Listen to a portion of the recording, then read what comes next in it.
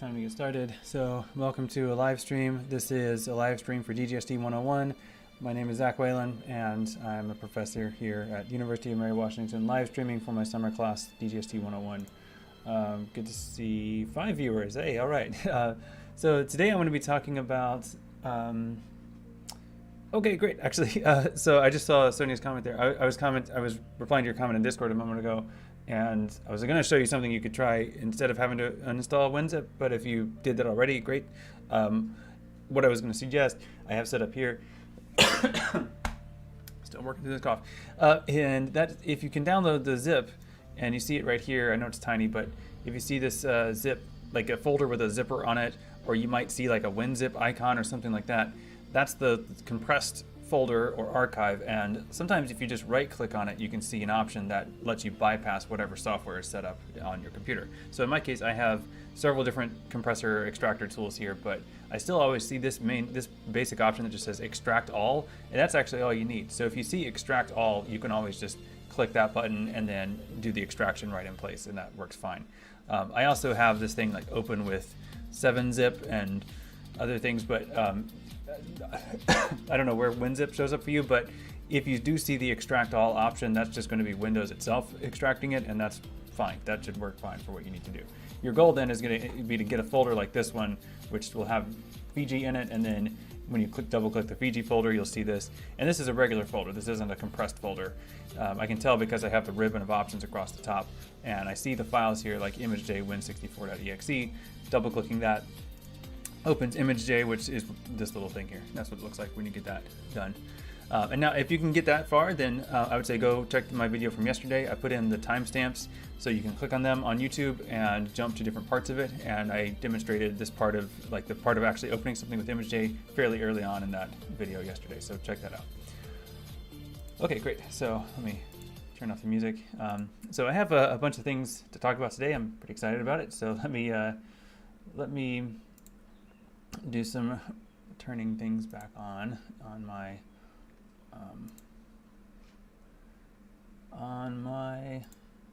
OBS setup here. That's weird. Why isn't that? Hang on, it's not grabbing the right window. There it goes. Okay, so then let's crossfade into this view. Okay, great. So here I am. And today I'm going to be talking about creating the web page from scratch, and that's part of this week's project. The first part is doing some investigative work like I showed you yesterday, using a tool like image.j or imj or Voyant tools or Kumu. I didn't show you Kumu, but that's another tool you could use this week. That's the networking tool. And the point is to separate the investigation, which you've done with one of those, with the sharing. And today I'm going to talk about the sharing, how you're going to get this across. And I'm going to review the assignment instructions to show you what I expect for this and what I'm going to show you how to do today. Excuse me. This is the HTML and CSS part of it. All right, so going down here, this is the part that I'm going to be talking about today, which is designing it for the web and building a web page. And I'm talking about building a web page from scratch here. So I'll say this now, and I will say it again probably. This project does not involve WordPress. If you're working in a WordPress dashboard at any point in this project, you are in the wrong place. You should not work with WordPress on this. I'm going to show you a different way to put things online, and that difference is important. And so that's what I expect you to do as well. So this is the things that I expect in this. It's essentially a short essay. It's, short essay. And it's going to have several components. These 5 components should have a title. There should be some text in several paragraphs, not one single long paragraph, but several paragraphs. You should have some images. Those images might be the results of your analysis, like the barcode, or it might be a screenshot of the media that you're analyzing. There should be some links to things, and there should be some related resources and sources related to your work. So essentially a short essay. And on the notes for today, I have a link to one example of this from a former student. Let me go down to today's notes, week 4, day 3. At least I'm pretty sure I do. Yeah, so there's an assignment here by Elsa from a couple summers ago, and it's she was analyzing lyrics by the Beatles. And so she has a picture of the Beatles here, some paragraphs describing what she did, and then some visualizations, in this case created by Voyant Tools.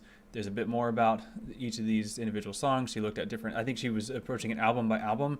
So looking at one album versus the other, comparing their word clouds basically, and embedding samples, and really thorough work here. So this is really good.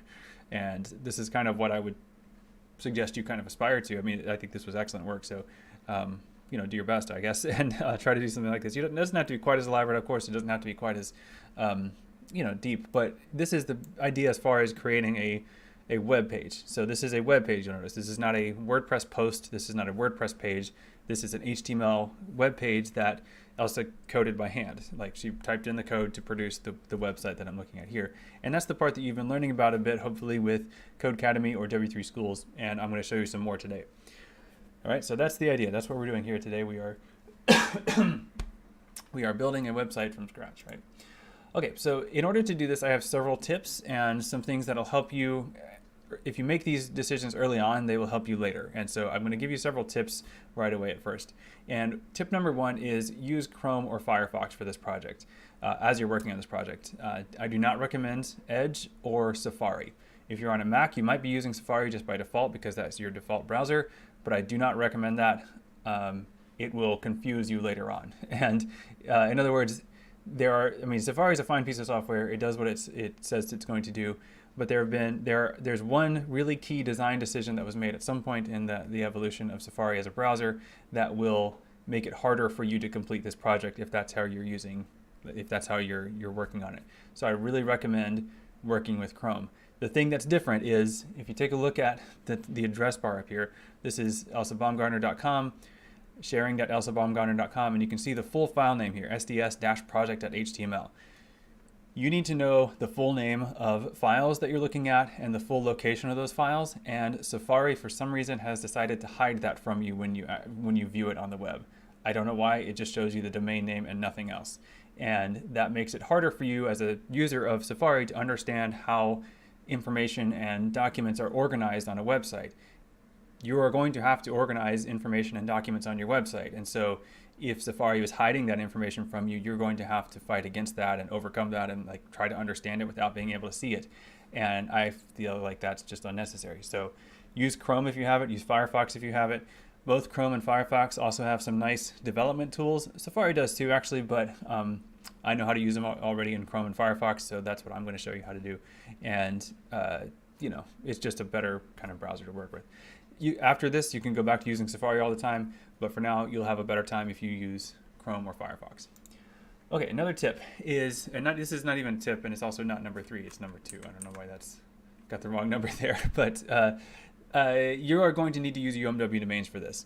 I know at least one of you is using WordPress.com for your blog. Others might be as well. You cannot use this. You cannot use that for this project. You need to use UMW domains for this project. I'm going to show you how to use UMW domains for this project. I'm not going to show you how to do it somewhere else because, first of all, you can't do it on WordPress.com, and any other site that you find that you can edit HTML on, you're on your own to figure that out. I don't even know what to suggest for that. But UMW domains, definitely it will work. You definitely should use UMW domains for this project. So that's not even a tip, it's a requirement, really. Okay, then tip number 2. I don't know why they're out of order. This is more of just a recommendation, which is to have your computer display file name extensions. Also, your file manager in your website, I will also recommend having it show file name extensions. I'll show you that in a moment. But that's a way to understand how files are different and what software is going to use those files and display those files or whatever. The file extensions can be quite important. Yeah, I just thought of another tip. So I'm going to, I'm doing this thing with these labels up here to help me find the timestamps later, and so I can remember which, when I go back in after the fact and put in the timestamps, it'll help me find different segments of things that I'm talking about. But let me just make a small change that I just thought of. So.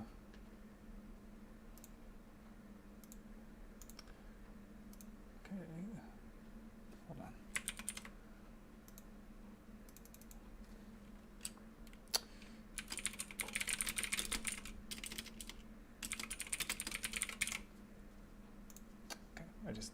adding a step. Okay. I'm have a more complicated layout on my computer than normal today. Okay, that's the step. But that's not what I want to do first. First, we are going to create a subdomain. Okay, so that's where we are. I'm in the right place now. So, hope this all makes sense so far. As always, I encourage you to ask questions as I'm talking. You can put it in the chat, or you can, like the Twitch chat or the live stream chat on Discord, and of course, troubleshooting the channel in Discord, and I'll put this video online afterward with the timestamps for different topics. Okay, so to do this project, I really recommend you create a subdomain. Elsa did that here. You can see her subdomain was sharing.elsabaumgartner.com. I recommend you do this as well, and I'm going to show you how to do that. Many of you did this already when you first installed WordPress. You created a subdomain, you installed WordPress in that subdomain, and you've been blogging there ever since. Some of you decided not to do that. That's okay. But you all really should do that now. You're going to be creating a web page within your website. It makes sense to kind of create a fenced-in sort of area for it, and that's what a subdomain gives you, and it's easy, so let's do that. So I'm actually going to show you a couple ways. So this is my UMW domains dashboard. Yours looks a little simpler than mine because I just have a ton of sites on mine. But I'm actually going to be working today on my Reclaim Hosting dashboard, which is very similar but slightly different. So I wanted to show you the UMW domains one first. To log into your UMW domains dashboard, maybe you do this already to get to your blog, but you can go. The easiest way is to type in umw.domains and then log in. You log in with your NetID, your normal credentials that you would use to access Canvas or email or Banner, and you'll get to this at first maybe, and then what you want is the control panel. So you can get there by going to Manage Account Control Panel. For some reason, you still see this sign in message even after you're signed in. Sometimes, I don't know why. I mean, I kind of know why, but it's not that important as long as you can find the control panel. And once you get to the control panel, that's where you get all the tools and the things that you will need to work on your site. All right, so this is where you probably installed WordPress, and now that you've installed WordPress, maybe you don't ever come back here anymore. Maybe you go straight to WordPress. That's fine. But there is a separation that you should keep in mind. Your website is a platform on which you can install WordPress or Drupal or MediaWiki or Grav or Anchor or Omeka or other systems, and you can also just hand code your own content, which is what we're going to be doing today. So a lot of people have a hard time sort of distinguishing like WordPress versus my website, and your website is a thing which can contain multitudes, including WordPress. WordPress is software, kind of like you have to install Microsoft Word on your computer if you want to edit a Word document, or Adobe Acrobat to read a PDF. WordPress is content management for your website, and you have to install it. It's software. You have a computer, which is your web server, and you've installed the software WordPress on it to create a blog. You didn't have to do that. You could have installed something else, or you could have just done it by hand. And today we're going to be doing it by hand. So that's why making a subdomain gives you that room to do that. So here's how you create a subdomain. You from the control panel, you find the subdomains area of your control panel, and it's in this area called domains, and it says subdomains here. Click on that, and this is where you create a subdomain. Like I said, I'm going to actually do this over on this control panel today, but it looks basically the same when you're at the starting point here, right? So subdomains. This will let me create a subdomain on zachwhalen.net. Basically, that's just where zachwhalen.net is hosted. Okay, so I'm going to call my subdomain. I'll just sort of pretend I'm making a project about Fifth Element. So I'm going to call it Fifth Element, not Firth Element. That'd be good. Like, what if you did like I almost typed it Firth Element. That would be like you could do a deep fake and put Colin Firth in place of Bruce Willis. That would be funny. Okay, Fifth Element, and it's fifth dash element. I don't love that. I don't love the hyphen there, but yeah, we'll do that. You can do a number, but I don't like doing numbers if I can avoid it. So I'm just doing it like Fifth Element, like it's one word, and that'll be good enough. Okay, now I need to pick which domain this goes on. Notice I don't type anything else in the subdomain field. I don't put like a period or anything else, just the straightforward thing that this project is. And no spaces allowed, no underscores allowed either, just letters, numbers, and hyphens. So let's see if I can find my top level domain. There it is. So this is going to make a subdomain called fifthtelement.zachwhalen.net. Okay, so notice I haven't changed any other settings here. I just named it and I picked the domain for that to live on, and then the document root it filled in automatically. So I'll just hit create and wait a few seconds for it to create that.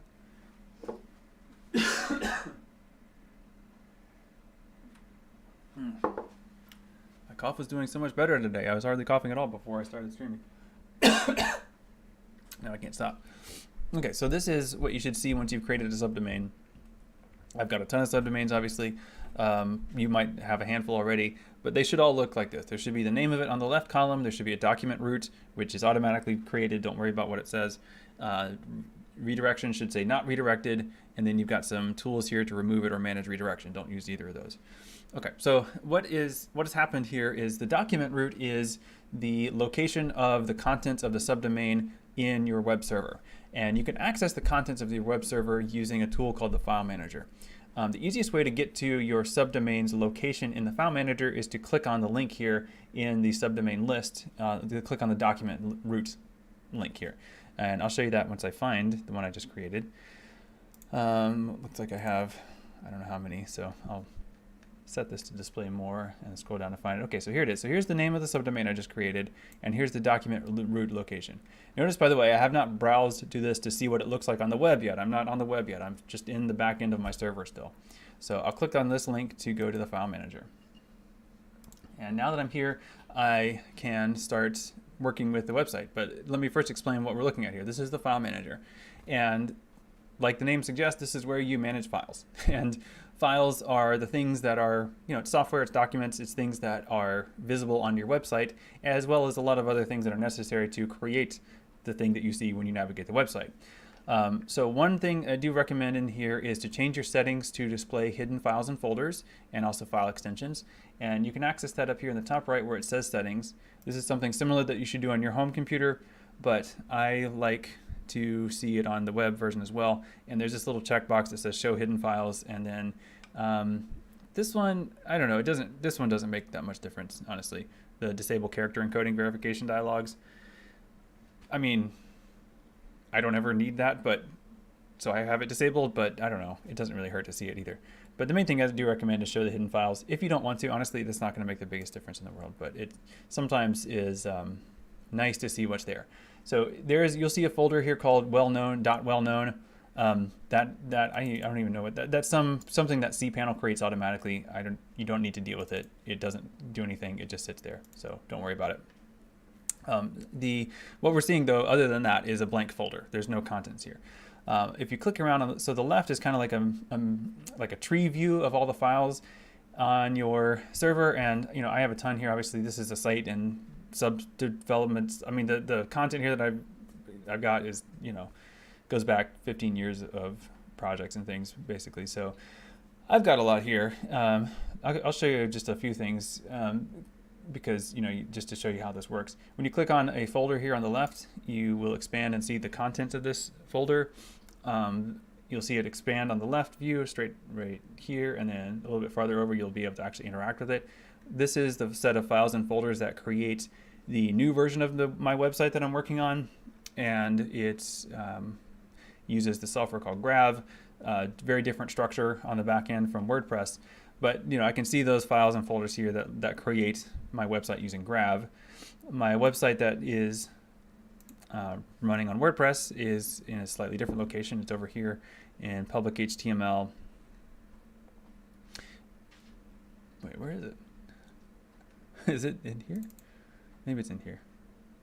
There it is. Okay, so this is what WordPress looks like if you log into it and you look at it from the file manager view. These are all the files, all the PHP files that create that interface and all of the the graphic stuff that you interact with when you create your content using WordPress. That's all software. The source code for that software is right here, and it just runs. The nice thing about PHP is that you can see the source of it. So all the stuff that WordPress does, you can see the code that makes it do that, and if you want, you can change it. I don't recommend that, but you can, and you can make it look totally different or do totally different things. Again, you really need to know what you're doing before you do that, but it's all here in case you do. Okay, so there's a lot more you can do with the file manager, but you don't need to do a lot. I just wanted to give you a sense of just how to move around it, right? So at this point, I'm in a place I don't need to be, and so I need to jump back to where I want to be, which is in that subdomain I created a minute ago called fifthtelement.zachwhalen, and I can see it right here, kind of right next to my head. So if I click on that, this takes me back to that blank folder. And now this is a place where I can start creating my HTML content. Now I want to show you what it looks like somewhere else first, though. Which is what it looks like on the web right now, because it's going to be useful to have that view of it up and this view of it up. This is the place where I can create the content, but I want to see what that content's actually going to look like as I create it. And I'm going to do that in another tab over here. Okay, so this is, what did I call it?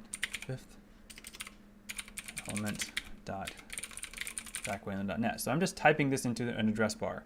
And I'm not searching for it. It won't show up on Google yet because this has only existed for a few minutes. Google does index things very quickly, but it hasn't got this yet. I have to actually type in the full name here. I'm going to also type HTTP just to show you. This is on the web, so it starts with http://fifthtelement.zachwhalen.net. This is the web. And this is what you could see if you typed this in. So if you went to, I mean, you can do this now if you feel like it.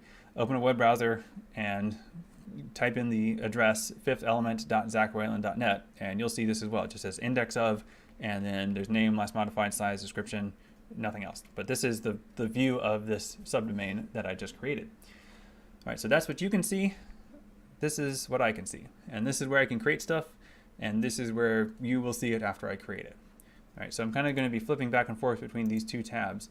When I'm actually working, I usually like to, if I have enough room on my screen, I like to put this view in like full size on the left, and then this view full size on the right, and then that way I can save this one and then refresh this one and see them both at the same time, and that helps me as I'm working on something. But it's kind of hard for me to do that on the stream right now, but that's how I recommend working if you when you get to that step for yourself. Okay, so I know this is, I'm moving through this. If you have any questions as I'm going, again, please feel free to ask. I am going to kind of move through it though, because this is recorded and you can pause and watch it later, right? I mean, normally if this was an in-person class, this is a good point to pause and make sure everyone can get to this step with their subdomain. But I'm going to assume that you've got that at this point and you're ready to move on to actually doing some things with it. So now I'm going to talk about how to actually add and edit an HTML file. If you've been working through Codecademy or W3 Schools, then you've already got a sense of what HTML looks like. And what I'm showing you now is a place to put some actual HTML and actually see it on the web.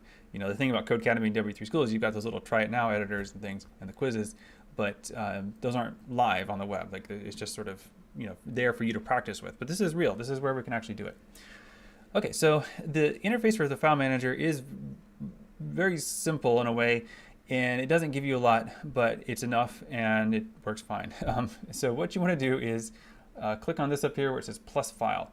One thing that I find kind of hard to remember about the file manager, by the way, is you've got one sort of ribbon way up at the top of options, and then you've got another one that's just below it down there. I can't really point all the way that far over. Yeah, I'm going to lose my finger. But over, and sometimes it's hard to remember which ribbon you're looking for something in. But right now we're looking for just plus file, which is in the very top. So you can do plus file here. And I'm going to call this webpage.html. Notice it ends in .html. Technically, you can also do .htm. I like HTML because that's what it is, the Hypertext Markup Language. That's the full acronym. But, either one's technically fine. So I'm just going to go with create new file here, webpage.html. This is now a blank web page. Well, it's not even that yet. It's just a blank document. I haven't even done anything with it, but I'm about to. So let's see what that looks like here. Remember, like I said, I like to work on something here, flip over here and see what it looks like and see if I can see it. Now, this index of that statement and then the list here, I'm just refresh this here. What's going to happen when you view this subdomain like this is you're going to see a list of all the files and folders in that subdomain. And that's going to happen until we make a change later on. But for now, while you're working, it's a good idea to see what you're working with. And I can see the file that I just created, right? So in this view, I can see that I created it here, and then I'm going to be able to edit it here. But on this view, anyone else, you can see this file in the list, and you can click on the link of the name and see what the file actually looks like. nothing here yet, but that's where it's going to be. Notice that the URL changes up here. So it's no longer fifthtelement.zachwhalen.net. It's now fifthtelement.zachwhalen.net/webpage.html. And this is now the full path to that specific document, whereas this is just the path to the top level of that subdomain. Okay, so let's actually add some content so we can see if it worked. So this is your, the file manager. The nice thing about the file manager is that it includes a built-in code editor. Now, I often will work on a code editor just on my computer and then upload the entire project when I'm done. But for a lot of things, sometimes it's easier to work just straight in the file manager. Like for the site I'm working in right now, I'm mostly just tweaking it at this point. So that's what I'm doing. I'm working through, little things and then just finding the file that I need. Grav, which is the system I'm using, it uses lots and lots of templates and like templates upon templates. And so it's just so many files to navigate. It's easier for me to navigate it all in one place as opposed to having different copies of it. But in this case, we just have the one file, of course. So what we want to do is right click on it. And now you've got a list of options in this menu that pops up. There is one option here that looks tempting, but it is not the right option, surprisingly. So the HTML, you might think, well, this is an HTML file and I'm trying to edit it, so I should use this HTML edit button. Actually, you should not. It's going to create, it's what's called a WYSIWYG editor, and it's kind of weird and funky, so I don't really like it. I don't recommend it. I don't want you to use it. Instead, use that third option, which just says edit. So it's just regular edit, not HTML edit. So click on this, and then this is this is now the code editor, and you can use the same editor to edit any kind of file on your server, but we're going to be editing HTML, and we're going to do it here. Okay, so this is still a blank document. I haven't done anything yet into it, but I'm about to. My goodness. Okay, so let's. I'll make this a little bigger. But this is plain text, so anything that I write here, I have to write in code. I can't like highlight something and make it italic or anything like that. I don't have any kind of editor tools. It's just a basic code-oriented text editor, which means I'm writing plain text code here, and what I need to write is HTML code. This is the same kind of thing you hopefully saw in Codecademy or W3 Schools. This is where you actually do the writing of it. Sorry, I'm switching my window back here in case I need something and I don't. Okay. There we go. So let's write some HTML. So HTML, as you hopefully know a bit about, it's a lot of angle brackets. Like angle brackets are the primary sort of syntactical unit, I guess, that's specific to HTML. But this is an HTML document, so there's a few special tags that we need to start off with and create what we sometimes call the skeleton. And I like to start with the doc type. It's literally just the word doc type, and then HTML. Yeah, doc type I think is supposed to be all caps, although I don't think it really matters. So that's going to create this. It's going to say this is a document that is of the type HTML, and that just gets us started here. From there, we need to create the sort of surrounding structure. And a key concept to keep in mind with HTML is that we're talking about containment. And so we have a tag that opens and it closes. I'll just give you some generic structure here. You notice that the code editor here actually automatically completes a tag. It gives you both halves of it. This pattern, this syntax, this code pattern that you see here, angle bracket, word, other angle bracket. Am I doing these right? The two angle brackets around a word, that's the beginning. And then the same thing with the // that's the closing. That pattern recurs at almost every layer throughout HTML. So it's something to really kind of ingrain into your mind. Like this is the pattern, this is what you're doing over and over and over again.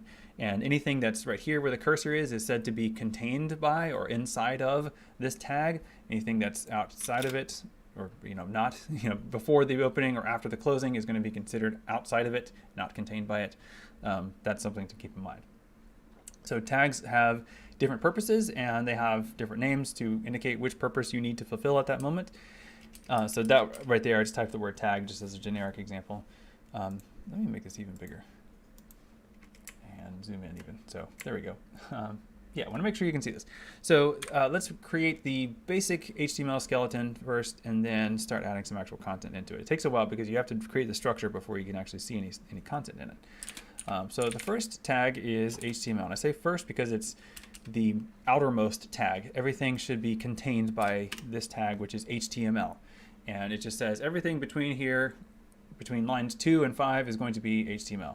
I can put more lines here, of course, but anything between 2 and whatever the last line of the document is, that's going to be HTML. right? So that's like the sort of grand parentheses that contains everything else within it. And this editor likes to tab indent over. So you notice I just clicked here and I put my cursor there. That actually doesn't matter. It's whatever looks cleanest to you visually. HTML doesn't care about spacing. So if it makes sense for you to put the next level of tag here, that's fine. To me, I like to keep the next level for now over to the left, but it is up to you. The next set of tags is actually two tags that should be siblings to each other. In other words, they are both immediate children of HTML, but they are not containing one another. And that's one called head, it opens and closes. And then the next one should be body, which opens and closes. And I'm putting some blank lines in here, as you can see. I don't need these. There usually should be nothing between the closing body and the closing HTML. There also should be nothing between the closing head and the opening body. So it's like head opens and closes, and then body opens and closes, and that's it. And everything else I'm going to write is either going to be inside of head or inside of body. Okay. So hopefully this is a bit of review. Hopefully you've seen this a little bit already, but this is still just basic HTML structure. We're not really ready to do much else with this yet, but that's, we can't actually even preview, we can't see anything yet. Nothing's here yet. Okay. But this is, I'm actually getting into actual HTML structure and content. So I should switch my slide over here. Okay, so this would be another point where I normally would kind of double check to make sure everyone's on the same page with me, but if not, you can pause and then figure this out, and then I'm going to move on to some actual content here, because I still can't see anything, right? So I'm still editing something here. I can save it, but I can't actually see it. The only way I can see this, by the way, is in a web browser like Chrome. You can actually view the source of any web page, and on a Windows machine, you can get there quickly by typing Control-U or Command-U on a I think it's actually on a Mac. I think it might be Command-Shift-U. I can't remember. But anyway, this is the source that I just typed. You can see the source of any web page, by the way. So I don't know if you want to see what's going on at umw.edu, which is, obviously a web page. You can do Control-U and see all the things here. There's quite a lot, obviously. This is a robust website with lots of stuff on it, but it's the same language that you're writing. This is HTML. It's just a lot more HTML than what we've got so far, but it's the same kind of thing that I've got. You should recognize, the tags, right? I mean, there is, let me go all the way to the top here. There is the opening head tag, and then the closing head tag.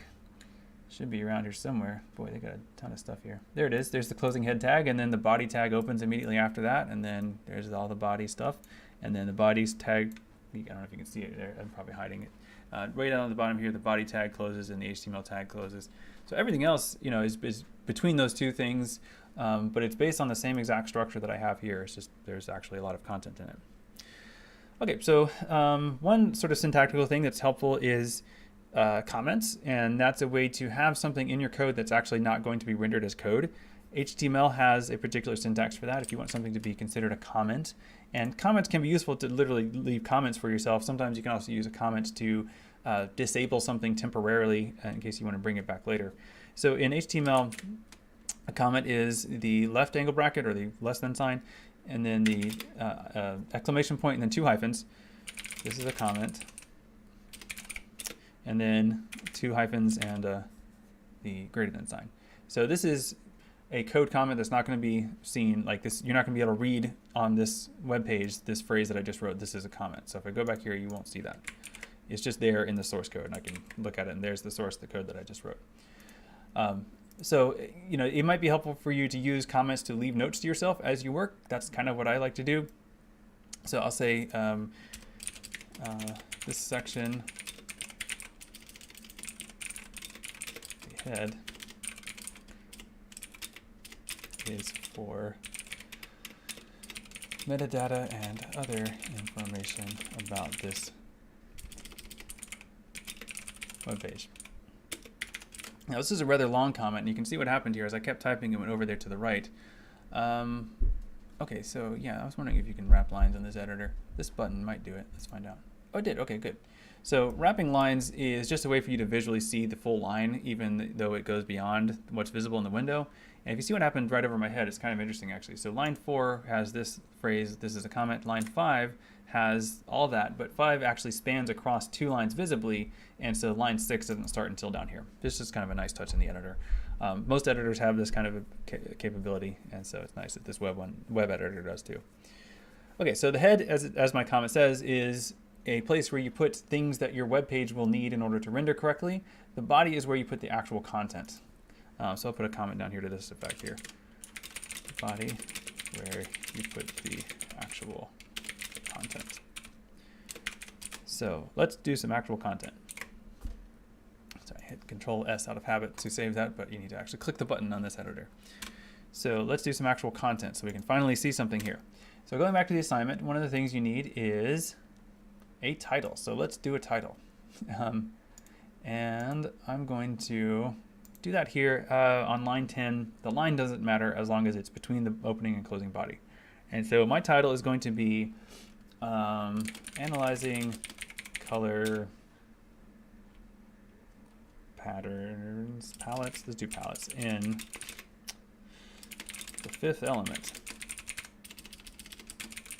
So I'm going to add some stuff to that, but for now that's the title that I want. So I'm just going to save that and then show you what I need to do to make it actually look like a title. So over here, let me reload that, and you can see there's the phrase I just wrote, Analyzing Color Palettes in the fifth element. Doesn't really look like a title yet, and also semantically, the web browser does not know that that's the title of this page yet. And that is important actually for the website to know what the title of the page is, because it'll tell Google that, and Google will index this according to that title, and it'll render more clearly. It's also going to be easier for someone to parse if they are accessing your website with the help of a screen reader, like software that reads this to them. It'll know that it needs to start with the title, even if the title isn't necessarily the first bit of code that it comes across. So we have a couple things to do to make it both look like a title and also actually signify to the web browser this is the title. And this is how we do it. So with a tag called h1, so left angle brackets h1, and you notice this editor will automatically give me the second half of the h1 tag. I don't need it there, so I'm going to delete it and then just type it again over here. Sometimes you have to keep track of that. Sometimes it's easy to not realize that it's typed something for you, and you have to go back and delete it. I mean, it's just something you have to watch for. So there's no way to turn that off as far as I know. You just have to look for it. All right, so now this is an h1. And the 1 here means most important. It doesn't mean first. It is, I forgot to save it. It is the first because it's the only thing I've written so far, but it's not, like when we get into H2, H3, H4, H5, you can go all the way to H6. That's not the order in which those H's appear, those headings appear. This is the level of importance of each heading. So think of it like an outline level. And yeah, so Alban, I see you on there. So you're right, but you need to get that /. I mean, I don't know if you typed that before I typed this or not, but you need to make sure you have the / in the closing part, right? So that / is what ends the h1. If you wrote it the way that you typed it in that comment on Twitch just now, you would have 2 headings opening. You would end up with 2 headings, and one would be what you actually wanted to be the heading, and then the second one would be everything else in the document. There's nothing else here yet, but that's what would happen. You'd have like an unclosed tag, and so it would be like a runaway tag that's going to contain everything else. And that can be that's a very common error and a very common and easy thing to fix once you know it. But always, you always want to close off the tags with that / on the second part. Okay, so there's a couple more things I want to do with this to really signify that this is the title. There's also something else going on here, which is that, excuse me, I have in my title a title. I have the fifth element, which is the title of a film. And so typographically, the way to signify that that's a title is to render it in italics, right? It's not rendering in italics right now. So those are 2 things I want to do here. I wanted to do something else to ensure that this gets listed as the title of this document. And I also want to make sure that the fifth element is rendered in italics to make it, looking right. So let me add a couple more things. So this is what I'm going to do first. So notice I'm in the head. I'm not in the body. I'm in the head part of my document here. And I'm going to make a tag called title. And you might have done this already thinking that's how I make a title of something. But in fact, the word title here is not going to be content that I see on my web page. It shows up somewhere else. I'm going to say just to make so you see where it is, I'll say, I'll write this slightly different. The fifth element analysis, I don't know. And saving this here, you'll see where it shows up, hopefully. Maybe close these tabs here so it gives it a better chance of actually being visible, and I kind of gave it away there. But when you refresh the page, you might not be able to see this. It's quite small actually, but the tab now has this title on it, the fifth element analysis. So the content that I wrote here in the title tag on line 7, that's what's going to show up here in the tab on my web browser, or if it's just a single window by itself at the top of that window. That's where the title goes. H1 inside the body is going to be what you actually see here in the web page. So they serve slightly different purposes. Often they should have the same content in them though. It's just you can see one and then the browser will prioritize the other. Okay, and then like I said, there's one more thing. I want to render it so that, I want to have it render the title of the fifth element in italics within that H1. And so H1 is what's called a block element, which means it's going to essentially imply a rectangle around it. But you can also do what are called inline elements, which are going to be in the place they are. And I just use that word element, by the way. Element is the slightly more technical name for what a tag is. And so a tag is how you indicate the presence of an element, and then but the thing that's signified by the tag is the element. It's semantics. Anyway, so here I want the fifth element to show up in italics. So I have actually 2 ways to do this, and I'm going to show you what I prefer, and then I'll show you another way to do it too, which you might come across. Actually, there's 3 ways. There is a tag called cite, C-I-T-E, and that is a way of indicating that I am citing this source, or I am citing this title. This is a title of something.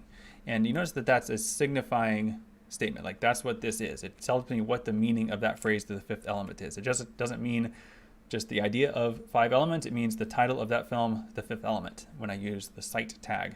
That's what I'm really signifying. So I'll show you what that looks like. So reloading that's going to now be rendered in this italic font. And that's maybe good enough, and that's all I want to do.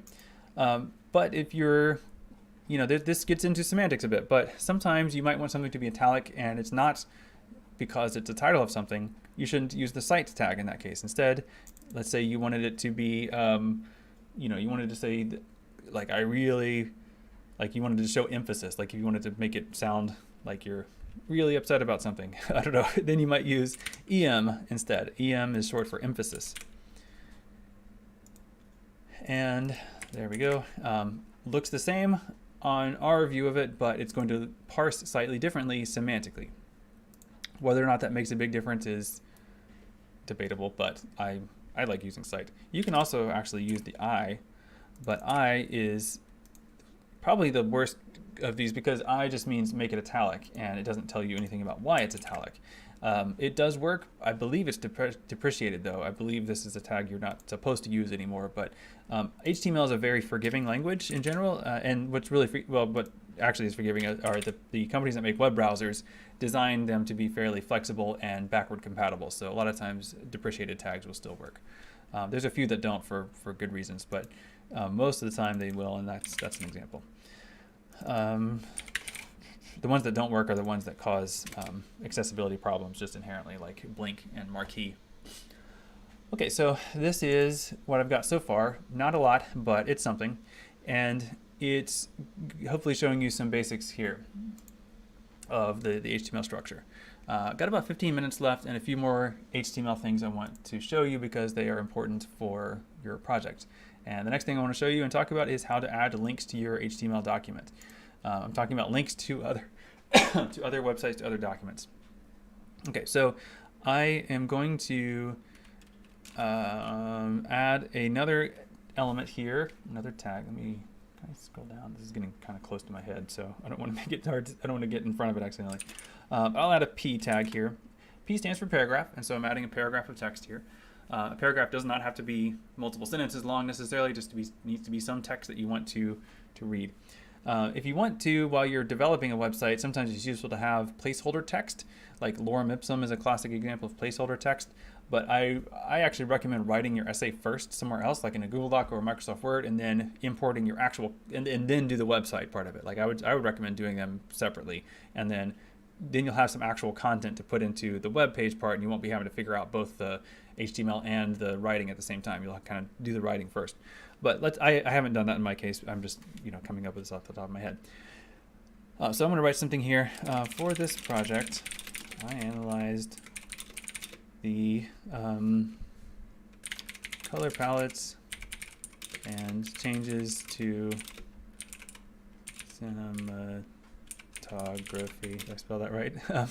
In the film, The Fifth Element, 1997. And notice this is the title again, so I need to use the site tag, which is the inline tag, to indicate what this is. I sometimes don't care for the way that this editor and others will automatically complete a tag for me, but it's fine. So that's a sentence, and let me just double check my work. I always recommend, whatever context you're in, like do a little bit and check if it worked, do a little bit, check if it worked. Little bites like that, because if you make an error, you'll see you won't have to rewind that far to figure out where you went wrong. Like you'll just see the thing that you just have the one thing that you did, so you won't have to go all the way back to the beginning and start over again. So little bits at a time is good, little bites. Okay, so like I said, there's an inline tag, but I'm trying to show you how to do links, because links have an important special kind of structure to them. To give myself a little bit more room here to work, I'll say to complete this analysis, I used a tool called ImageJ. And now I'm going to make this phrase, a tool called ImageJ, into a link. If you've been working in WordPress and any other context, I've been telling you in my videos that I've created, always make sure that you have some text, make it a clickable link to that thing. So if this is ImageJ, let me find, what is that website? Yeah, imagej.net, right? This is the address I want people to go to. It's http://imagej.net/downloads. That's the address that I want people to visit after they learn about ImageJ from my article here. So, some of you have still been doing it, hopefully you're kind of training yourself away from this habit, but if you just paste that URL in like that, that's not a good way to do it. I'll show you why. So if you refresh it, so there it is. There's the URL. I could right click and go to that, or I could, maybe if, it's hard, right? You have to kind of fidget with it to get to it. We don't have to do that for the web because, the whole purpose of the web is links. So let's make a link. Right, make it so somebody just has to click on a link and then they go to that web page. That's what it's all about. So that's what I want you to do. So whereas before you had like a WYSIWYG tool where you could highlight something and then you get a tool thing pop up and then you can paste the URL in that, we don't have that tool now. We have to do it ourselves, do it the hard way, do the thing that tool was doing for us before, which is actually not as bad as it might seem. So a link is a special tag, a special element called A. A is short for anchor, and you have, of course, the beginning to indicate what part you want to make a link, and then the ending, which is like so. And hopefully you can see, by the way, this editor has these showing up in purple. I wonder if there's a way to change theme. I guess not. But you can hopefully see that the tags are purple. That indicates that it knows that that's a tag, and then the text, the content is black on white. If you're using a different text editor, a different code editor, it might have a different color scheme for syntax highlighting, but it doesn't actually change the code itself. It's just how it's made visible to you. So again, the A tag is structured just like all the other tags we've seen so far. We got an opening A and we got the closing A. We can tell that the closing A is the closing A because it has that / in it. The part that's between that opening and the closing, that's going to be the clickable part of this link. So it's not going to work yet, it's not done, but that's the basic beginning structure of it. So if I refresh that, in fact, yeah, it's not done yet, so that's why it's not a clickable link. It doesn't show up with an underline yet, but it will soon once I've added the rest of it that it needs to actually work. Okay, so the next part of it is going to go in the beginning, and it is the part that Nadi Babadi just asked about, which is why is it called href? And href is the name of the attribute we need here. Excuse me. I think it just stands for hypertext reference. H is usually hypertext in the context of the web, and so ref to me seems like that's what that means. But it's a way of saying like a location. There are different contexts where you need href, and href is in all those cases it's pointing to another related resource, and so href in this case is saying that's where we're going with it. And this is what's called an attribute, and there are plenty of possible attributes, and the attributes always have the same syntax. They always go in the opening part of the tag. So you notice this is the full tag, right? You got the opening, got the closing, but you only add attributes to the beginning part, which is this part right here. And this is where I'm going to add the href thing. So for attributes, the syntax is, let me zoom in a lot so you can see, oh, it got very big. So the syntax looks like this. It's always going to be the name of the attribute, an equal sign, and then in quote marks the value that you're assigning to that attribute. And that's a generic structure. You'll see it over and over again depending on whatever attribute it is. Conventionally, you don't put spaces around the equal sign.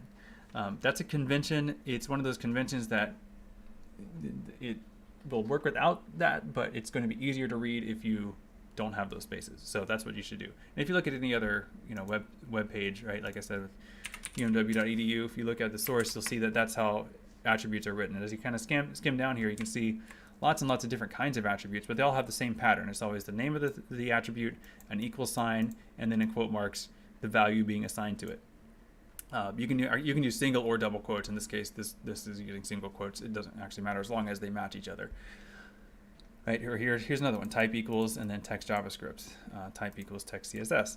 You're giving the client, which is the web browser, the information it needs, and a lot of times the information that it needs is, it expects it to be in an attribute, and that's what is the case for a link. So here, in between the quote marks, that's where we need to tell it the destination, the place that we want people to arrive at after they click on this link. And I think I still have it on my clipboard, but just to make sure, I'll go back here. Control C to copy that address. And you notice that when I double clicked on it here, you can see the full URL, HTTPS. If it's an external link like that, it has to start in HTTP or HTTPS, or else it won't work. So I'll paste that here and verify that it works. So you notice that the value shows up here in blue. That's just the way the syntax highlighter is signifying to me that everything is looking good. Let me show you what happens if you miss something, right? So if you, for example, miss the closing quote mark, which is easy to do, if you delete that, you notice everything after that is blue too. That's not what it's supposed to look like. That's telling me visually, hey, there's something wrong here. I need to go in and look at that.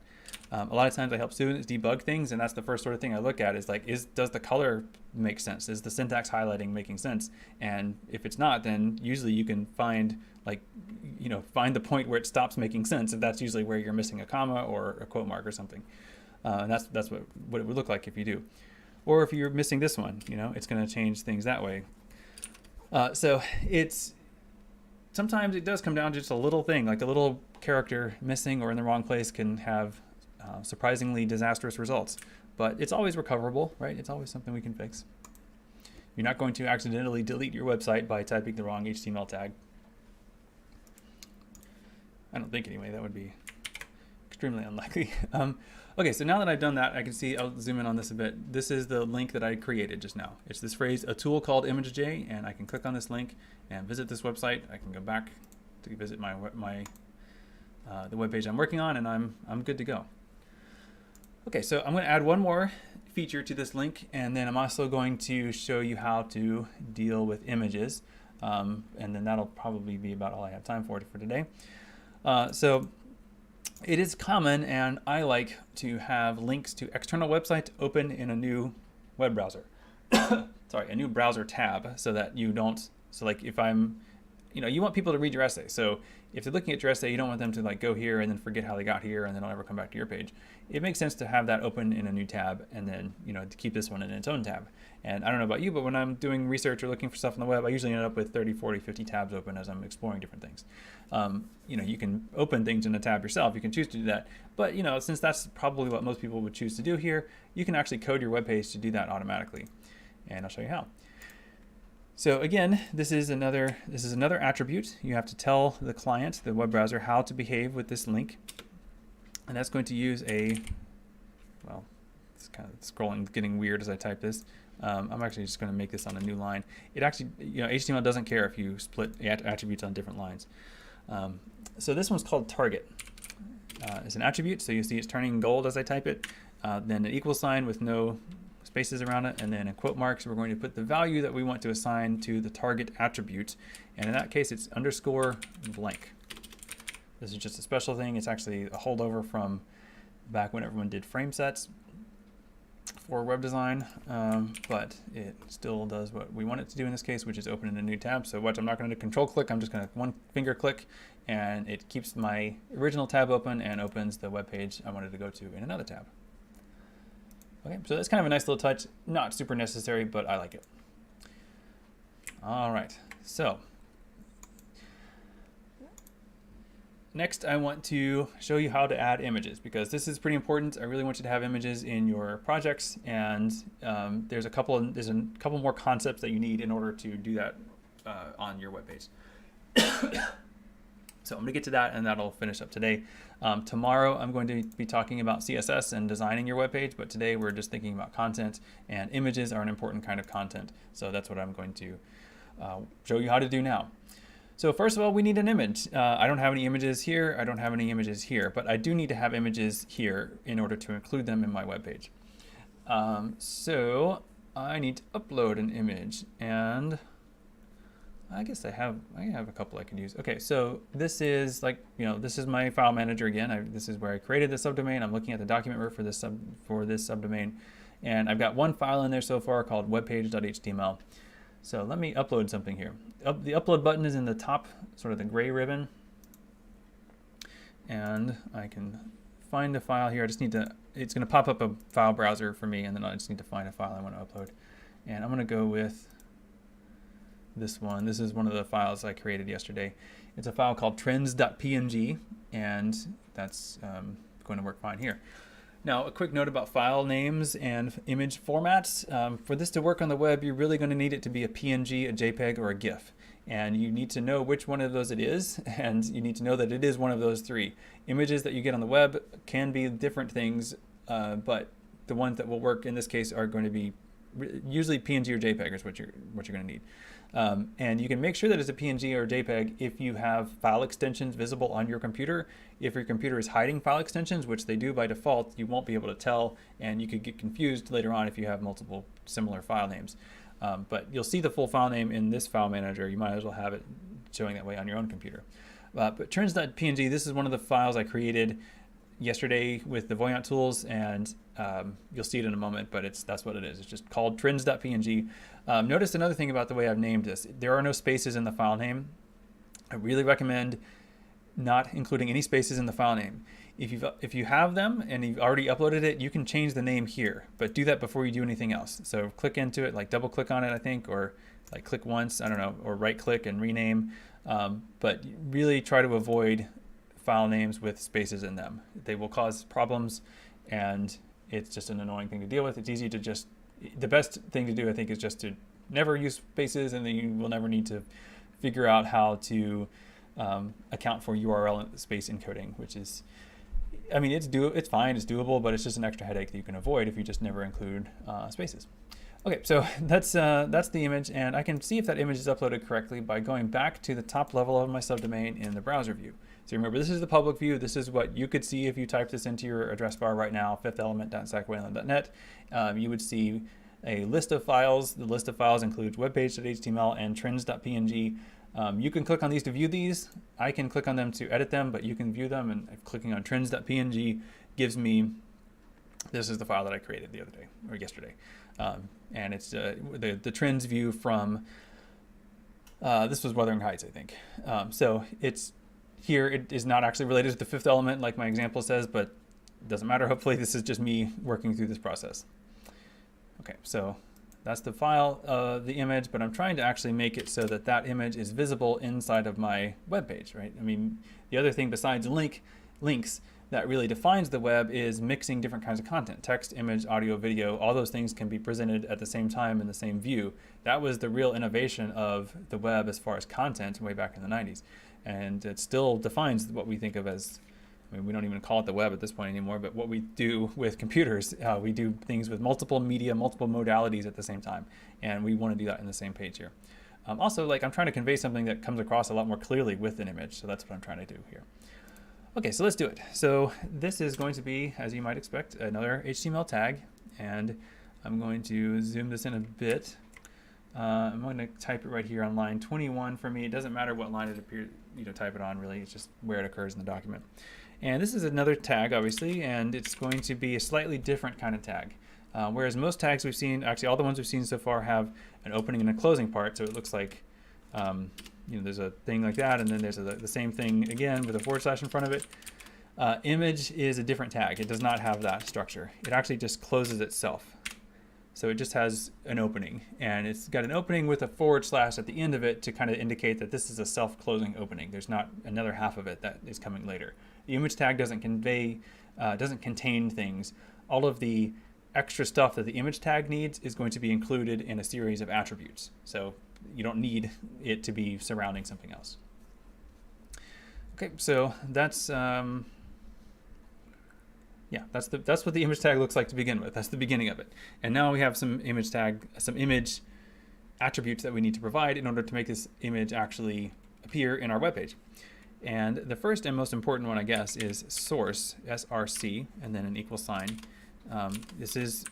Source is what this is an abbreviation for, but SRC is what you type as the attribute. SRC, again, = with no spaces, and then we need to provide it with the location of an image that we want to load in place here.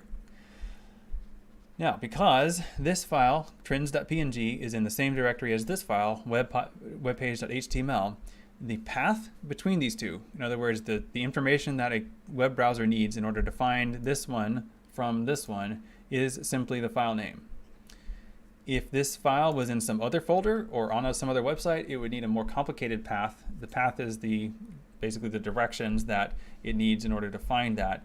But in this case, it's just the file name, and that's all you need to know, right, about paths. And if that's all you need to know about paths, then you're good. It'll work. It's what's called a relative path as opposed to absolute. You can do absolute paths, but relative is fine. Trends.png, that's the file name. That's the one I have here. Okay, so I'm going to go ahead and actually see if this works with nothing else. This actually will work, or it should work. If not, then I have to figure out why, but yeah, it works. So there it is. There's that image. Now, I'm not done actually with the image tag. It needs a few more things, but the basic idea of loading that has been accomplished, so that's good. Okay, so we need a few more things here, so let's add them in here. You can and should also set a width attribute and a height attribute, and I just looked it up. This image is 511 by 282 pixels. So I'll again save the change, see if that makes a difference. And it doesn't, but all that does is it tells the web browser how much room am I going to need for this image, and then it kind of creates that space while the image is loading. This one loads very quickly. I'm on high-speed connection, but if you've ever been like on your phone or something, you've been trying to look at a web page and it like jumps around while you're loading it, that's because somebody forgot to put the width or height attributes on different images, and as the image loads, it pushes content below it, right? And so if you give it these attributes from the outset, hopefully the browser is going to render it like the shape of the web page first, and then put the content into it. That's the right way to do it. Okay, so let's see here. You can also make these arbitrary values, by the way. You shouldn't, but you can, right? So it's 511 by 282, but if I change that, let's say I forgot that and I typed that wrong, and made that 51, it's going to work, but it looks terrible. So you don't want to do that. Sometimes you might want to tweak something a little bit, but if you give it any numbers that are not the true dimensions of that image, it's going to mess with the aspect ratio, and it's going to distort it either by stretching or compressing something. So usually you just want that to be the actual width and height of something here. All right. If you want to scale it, there are other ways to do it using CSS, but if you're doing width and height this way, then just make it the actual height and width of the actual thing. Okay, one more thing to add here, and that's the alt attribute. So alt is a really important attribute for accessibility, but also for search engine discovery and other things. And like all the attributes, it's the name of the attribute, in this case alt, ALT, =, and then quote marks around the value that you want to assign here. The alt attribute is what appears in case the image does not appear. And there are two ways in which the image might not appear. One is if there's an actual error, like it doesn't load from the server, or maybe you've typed the name wrong or something. The other thing is, what if the person accessing it cannot see? They're going to have some software that's going to read the contents of the web page to them, and most of that software is not going to be able to look at this image and just tell you what it is, like this graph. It's not AI, it just literally reads what's there. So you need to tell it what to see there, like what is there instead of the image. And this is easy enough to do. It's very important, so please do this for any image. I will check to see if you do this. So in this case, this is a line graph showing the trends of 2 words frequencies as they occur. I need to actually see the image again to describe it. And I don't have this isn't, I think purple was love. The purple line spikes segment 3 out of 10. The blue line spikes at, or no, blue spikes there and purple kind of, blue line spikes there, purple line spikes at 5. So you notice I'm describing the image. This isn't really a caption. This is not supporting what someone can see. This is standing in place of someone seeing this image. So I'm conveying what the main takeaway that I wanted people to get from this image. So it's a description, not a caption. That is different. Okay, so you don't see the alt attribute. Sometimes some browsers will show you the alt attribute if you hover over an image. This one isn't right now. Let me show you how you might see it. Like, let's say I misspelled the name of the file and I called it rens.png. Then you should see the alt attribute here instead. Yeah, so here's the alt attribute that I just wrote. It's showing up here next to the broken image icon saying that, hey, this image didn't work, but here's what should have been here. And that helps anybody see this. It's not just somebody who is accessing this with a screen reader. It's literally anybody who is accessing this web page will have access to the information now, which is what my goal is. I'm trying to get this information across. Okay, so I'll fix that. And this is probably a good stopping point for today. There's a lot more to show you, obviously, but I'm going to show you some. I'll get you started with CSS at least tomorrow. But in the the language, the terminology of the web, your content is HTML. That's what I spent most of my time on here right now. Your design and layout and everything, that's CSS. That's a different language that sits on top of HTML. And then if you wanted to get anything into anything fancy as far as interaction, JavaScript is for that. You don't have to go into JavaScript for this project. You might. You're welcome to, but I would say make sure you get the content first and then make it look good and then deal with interaction. So don't, think of that as sort of a nice add-on if you feel like it, right? But it's definitely not required for this project. Okay, so very basic web page, obviously, but it's getting the job done, and that's what I expect you to do, something like this, right? So at least, content is where you should be next.